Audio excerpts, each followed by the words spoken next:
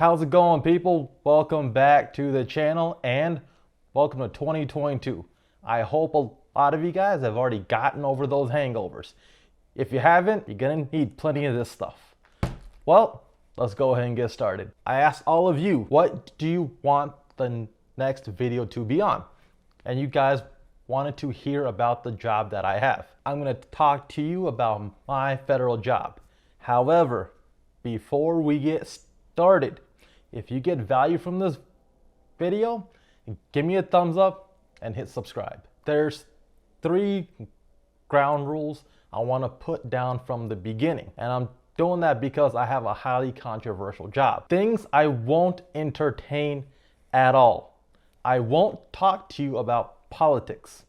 I won't talk to you about policy, and I don't give legal advice. What is it that I do for my federal job? It all started in 2013 when I transferred from the TSA and came to U.S. Immigration as an Immigration Services Officer 1. And then I promoted to Immigration Services Officer 2. And then in 2017, I became a Refugee Officer. That is the job I'm going to talk to you about. A lot of you are already asking, what does a refugee officer do? I have one job. I interview refugees. The whole point of what I do is to determine, does a refugee qualify for protection in the United States? And I do that by determining, does this person have a legitimate refugee claim for U.S. protection? On top of all that, there's all these security and background checks that go into the whole process.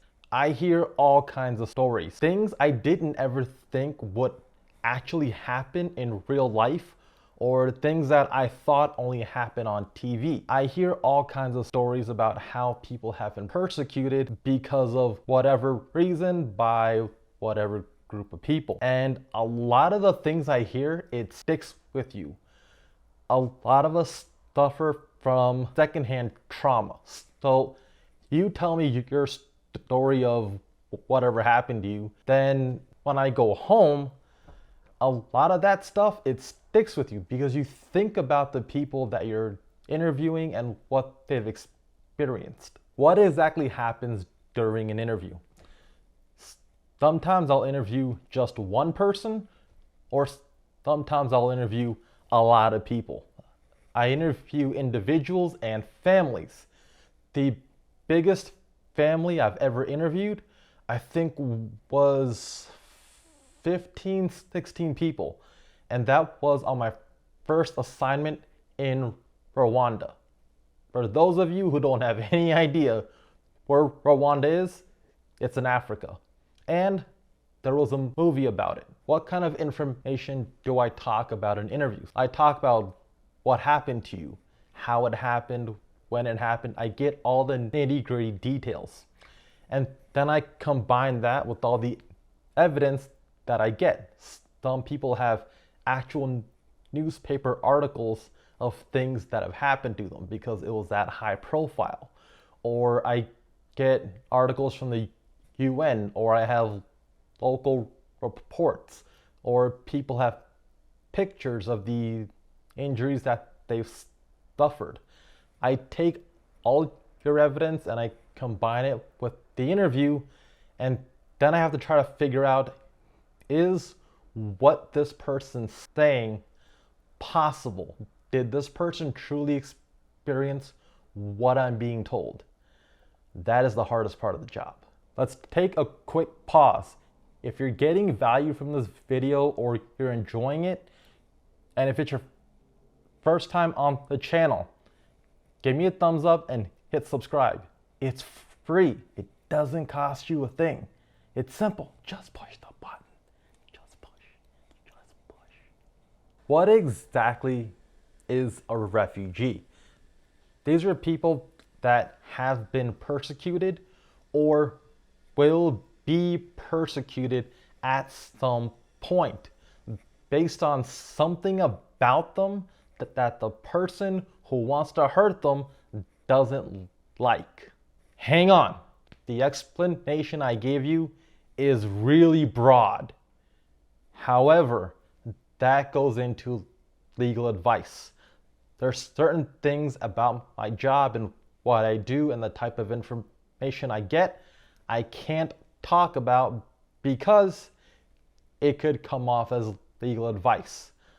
There's a very detailed, finite definition as to what a refugee is. If you still don't have any idea what a refugee looks like, they look like everybody.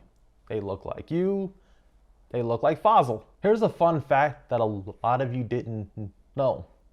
I am the child of refugees. Yeah, it's true. Who are some people that are refugees that you have either seen on TV or that you've heard of, or people that you just didn't think of? Well, I asked Google. Here's what Google told me. Albert Einstein, the Nobel Prize winner, and the genius, E equals MC squared. That guy. Gloria Estefan. Her father used to be the bodyguard of the guy that got replaced by Castro. Where'd I find that? I looked on Google. Google's got everything. Sigmund Freud. He's a refugee. Have you guys ever heard of the term Freudian slip? That's where it came from. Madeleine Albright was a refugee. Yeah. The former U.S. Secretary of State came from humble beginnings. She's a refugee. Have you guys ever seen That 70s Show? Have you heard of Mila Kunis? Mila Kunis is also a refugee. If you're curious about how someone becomes a refugee or what the past life of a refugee looks like, here's a list of movies that will do a better job of painting that picture than I will. Now that you have an understanding of the type of job that I have, I'm going to talk to you about what life is like as a refugee officer. What is life like on the road? I am gone 180 days out of the year, as in I'm not even home. I have long work days, anywhere between 10 to 12 hours. It just depends on the type of interviews I have and whatever problems arise that have to be resolved during those interviews that day. It's basically a day-to-day kind of thing. When I go to interview locations, I don't just have one or two places I go to. I go everywhere. I've interviewed people in churches. I've interviewed people in refugee camps. I've even had an office inside of a cargo container. And people came inside that container one by one and I interviewed them. One of the things about this job is that people are genuinely happy to see you. They've all had rough backgrounds and have been through so many different types of events that by the time I get to them, they're just happy that someone is willing to hear them out. What is life on the road 180 days out of the year like? Well, it's kind of interesting. I'll tell you about it. I stay in lots and lots and lots of hotels. I've stayed in all kinds of hotels. When it comes to hotels, there's only two things I am absolutely passionate about: a bed and indoor plumbing. I spend a lot of time in airports and on airplanes, and all those time zone changes, I get jet lagged pretty often. But hey, it's part of the job. One of the things about traveling is having a chance to try food in a lot of different countries. As you can tell, I'm a big boy. I like to eat, and I eat a lot of exotic things sometimes when I go to these countries. And I do it just because. If you think about it, how often do you get to eat cobra or guinea pig or crickets? Not very often, right?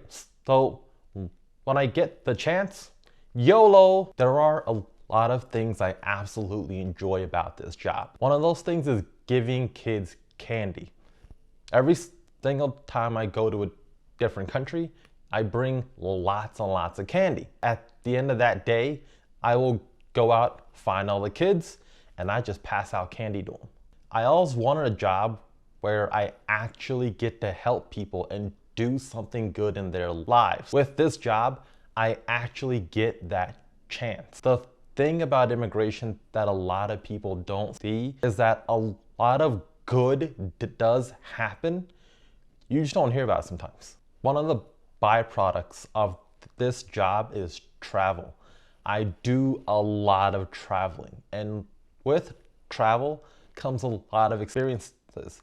Because of this job, I've had the chance to do things that I normally wouldn't have had the chance to do. For example, I've gone hiking up volcanoes. I've gone on African safaris, and I've also done Chinese New Year in Hong Kong. However, one thing I finally got a chance to experience was touching the rains down in Africa.